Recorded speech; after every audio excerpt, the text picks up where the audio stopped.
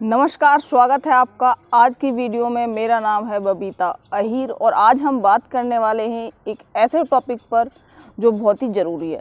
देखिए, होता क्या है, जब हम स्कूल या कॉलेज में पढ़ रहे होते हैं, मान लीजिए किसी कोचिंग सेंटर में जा रहे हैं या फिर हम कोई जॉब कर रहे हैं, तो उस टाइम हमारा शेड्यूल बहुत बिजी रहता है और हमें लगता है कि जिस दिन हमारी छुट्टी होगी या हमें कुछ दिनों का ब्रेक मिले तो हम तूफ़ान उठा देंगे, यानी हम बहुत बढ़िया से काम कर लेंगे अपना जो भी पेंडिंग है, या फिर कोई पढ़ाई है तो उसे कर लेंगे।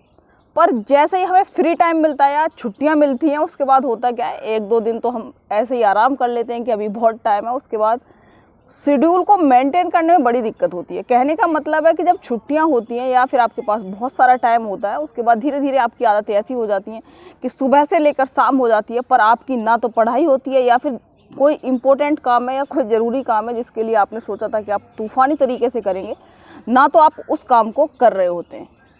तो पूरा पूरा दिन बस ऐसे ही निकल जाता है, सुबह से लेकर शाम तक ना कुछ खास काम हो पाता है। तो मेरा जो बताने का आपको तरीका रहेगा वो रहेगा पढ़ाई को लेकर के। ये सब चीज़ों पे अप्लाई होगा, चाहे आप कोई काम करते हैं या बिजनेस कर रहे हैं। आपने सोचा था कि भाई मैं कुछ और काम स्टार्ट करूँगा, मुझे कुछ दिन का जो है टाइम मिल जाए, पर जैसे टाइम मिलता है आप लोग बिल्कुल काम नहीं कर रहे होते हैं और पूरी छुट्टियां या चीज़ें ऐसे ही निकल जाती हैं। ठीक है, तो हम शुरू करते हैं इस चीज़ को।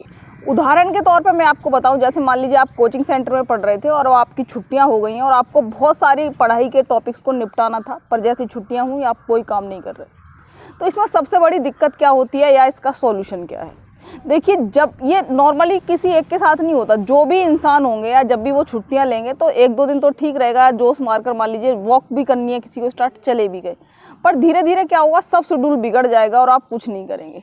ठीक है, तो इसके लिए करना क्या है वो समझते हैं। देखिए, जैसे मान लीजिए आज का दिन है, तो आज रात जब आप सोएं तो आपके पास कल के दिन का प्लान होना चाहिए कि हमें कल सुबह से लेकर शाम तक क्या करना है। मान लीजिए सुबह किसी को वॉक पे जाना है, मैंने कहा हमेशा एक डायरी मेंटेन करके रखनी है। तो आपने डायरी ली शाम को, उस डायरी में लिखा कि मुझे कल के दिन का क्या टाइम है या क्या क्या हमको करना है। ठीक है, तो डायरी में हमने लिख दिया कि भाई ये चीज़ करनी है, ये चीज़ करनी है, ये चीज़ करनी है। ठीक है, उसके बाद पूरे दिन का शेड्यूल लिख दिया। अब अगला दिन आया तो आप सुबह अपनी डायरी उठाइए और पढ़िए उसको कि आपको सुबह कैसे शुरुआत करनी थी, इस चीज़ से शुरुआत करनी थी, उसका जो है काम को आप करते जाइए। अगर मान लीजिए आप फिर से भूल गए और फिर शाम को अपनी डायरी उठानी है और वहाँ पर लिखना है, आपको डायरी में नोट लिखना है शाम को कि आपने क्या काम पूरा करा और क्या काम पूरा नहीं करा। हो सकता है कि आपने किसी ने 80% काम कर दिया हो, किसी ने 50%, किसी ने तो डायरी उठाकर ही नहीं देखी, याद ही शाम को आया कि भैया वो डायरी देखनी है। ठीक है, तो डायरी देखिए और वहाँ पर रिमार्क लिखिए कि भैया आज कितना काम करा हमने।